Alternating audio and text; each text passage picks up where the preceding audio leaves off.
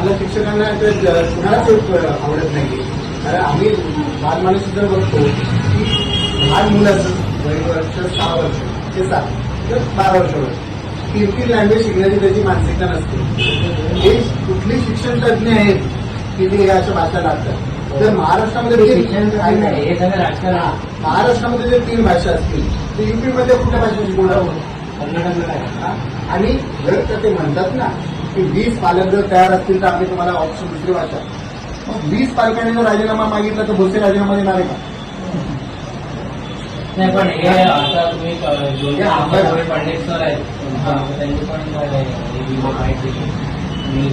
त्यांनी पण काय केलं हे काय होणार नाही. आमचा तर विरोधच नाही. आम्ही सहसा कुठल्या शाळा शिकवायला लागली चालू केलं तर आम्ही तो विरोध करणारच आहोत.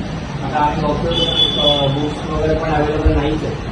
नाही आमच्याकडे तर तसंच आहे. कारण आम्ही सुद्धा त्यावेळेला ते इंग्लिश सुद्धा आम्ही 5वी आणि हिंदी पण 5वी शिकत होतो. आणि तरी पण त्या पदावर बसलोय ना.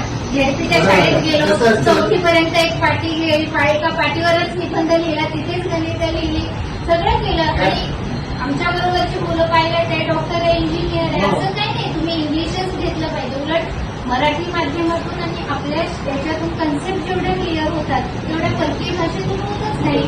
इव्हन गुजरातमध्ये पण हिंदी नाहीच आहे. अरे हे सगळं आहे मान्य आहे. तर कसं आहे माहिती का, शासकीय परिपत्रक आले ना आम्हाला फॉर्मॅलिटी घोषणा करावी लागते. आता इंग्लिश असं काय झालं पण समजा ओळखतात सगळ्यांना.